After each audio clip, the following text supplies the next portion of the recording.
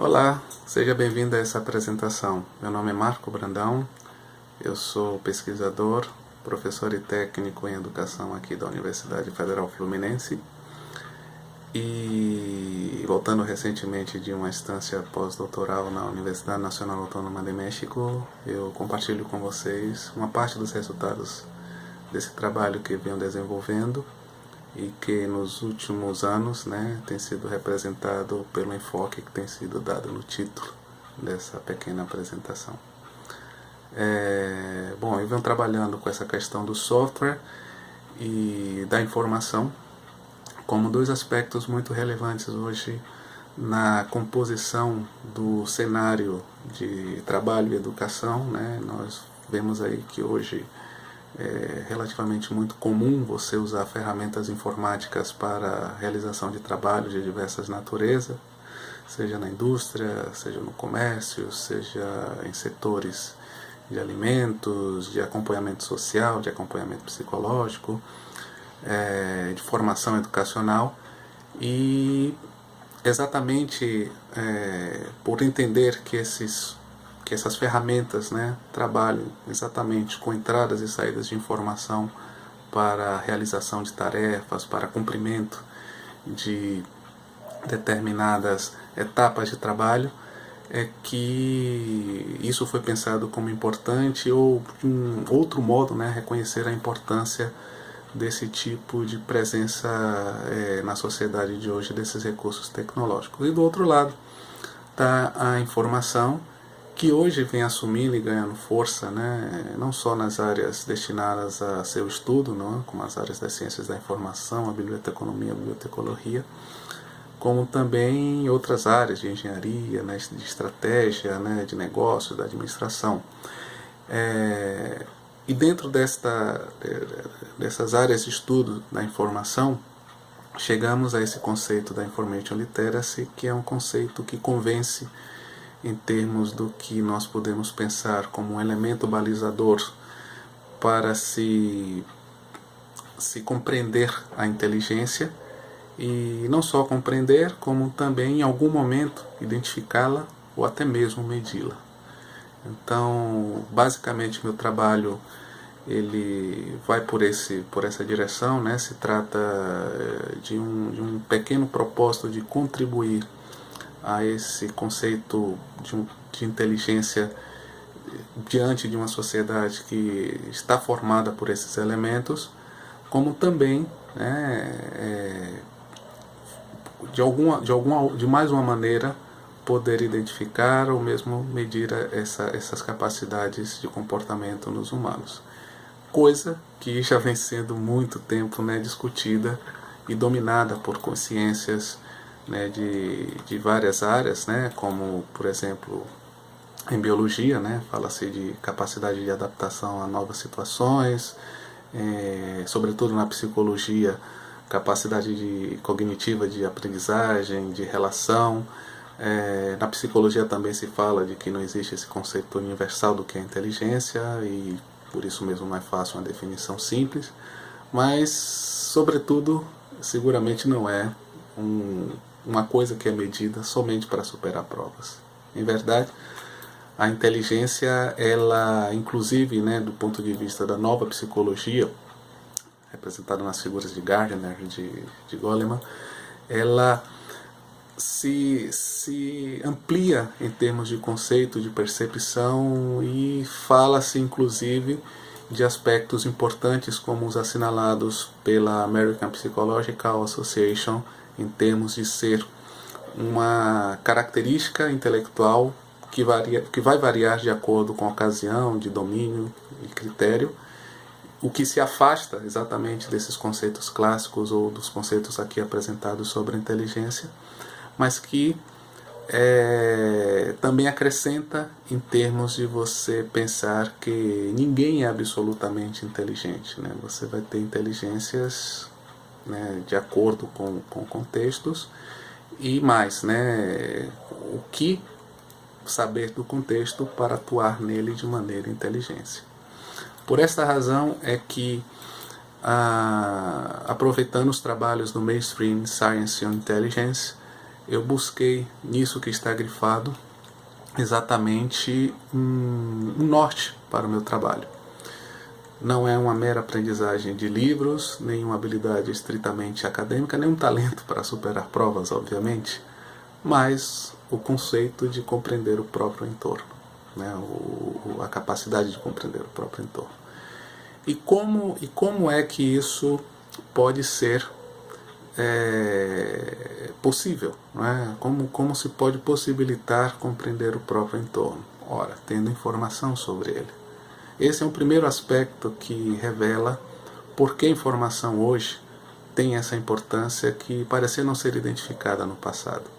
Porque para compreender qualquer coisa, eu necessito de informação sobre ela. E aí, a forma que eu relaciono essa informação é que vai gerar um conhecimento maior ou menor desse entorno. Ou, melhor ainda dizendo, a forma como a quantidade de informação que eu administro me permitirá uma compreensão maior ou melhor desse entorno. E isso é um primeiro passo para um indicativo do que seria um comportamento inteligente, já que não existe inteligência sem informação. Bom, pensando que os softwares estão aí presentes e uma das formas que nós temos de obter informação é exatamente através deles, né? Consideramos também nesse trabalho que softwares são manipuladores de informação. O interessante é que vocês percebam que a relação entre software e informação é uma relação básica, né? Os softwares eles exatamente trabalham com as informações que oferecemos de um ambiente externo ou não, um ambiente teórico ou não, e ele nos retorna informações exatamente de suas bases, de seus registros, como forma de subsidiar eventuais decisões ou mesmo nos ajudar na realização de trabalhos. Então, se pensamos nos termos dos dispositivos hoje existentes e das capacidades que eles têm exatamente de realizar tarefas através de aplicativos ou ainda oferecer informações ou multi-informações a partir de um só termo, né? Através de uma palavra você pode acessar a uma infinidade de outros contextos, ou ainda na indústria, né? Operando máquinas, ou mesmo sabendo, no ponto de vista estratégico administrativo, onde estão os nichos de mercado, as capacidades produtivas, e ainda na educação, que hoje não só representadas pela parte de ensino à distância, você tem aí na educação também aí uma série de recursos, né, de didáticos, softwares educacionais, né, quadros eletrônicos capazes de também manipular a informação. Nós entendemos exatamente que essa associação que estou buscando fazer entre a informação através do software, para considerar a capacidade de inteligências, não é uma coisa tão absurda assim de se pensar, ok? Isso porque, inclusive, nós costumamos pensar que o cérebro humano tem uma capacidade multitarefas. Nesse sentido, se faz lógico para um cérebro multitarefas ter recursos multitarefas que estão distribuídos em diferentes plataformas, em diferentes capacidades, e isso está de acordo. Mas pelo contrário, hoje o que observamos, e é uma das principais justificativas de meu trabalho, é que nosso cérebro está orientado a fazer muitas coisas utilizando só uma ferramenta. E nesse sentido isso nem de perto é positivo. A ideia ou as consequências que isso pode causar está sendo bem representada inclusive nessa imagem, né? Porque um recurso de computador não funciona bem, nós atribuímos à máquina a incapacidade que nós temos de realizar o trabalho, quando na verdade deveríamos atribuir a nós mesmos a incapacidade de buscar outras formas, outras vias de fazer o mesmo trabalho, contando com outros softwares, contando com outras ferramentas que não sejam capazes de viabilizar o processo. Mas paramos exatamente nesse sentido. E nessa dimensão foi pensado exatamente que essas três relações, né, cérebro multitarefas com recursos multitarefas, podem gerar algo que seria positivo a uma manifestação ou identificação da inteligência.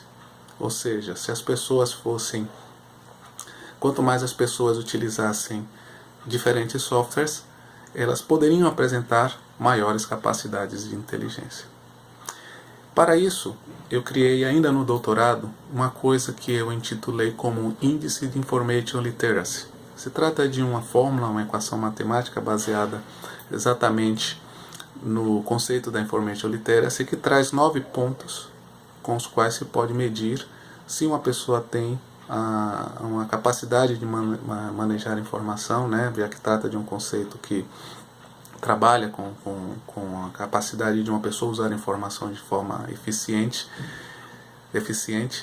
para exatamente fazer funcionar uma medição mais plausível do que seria uma capacidade intelectual medida através de softwares, né?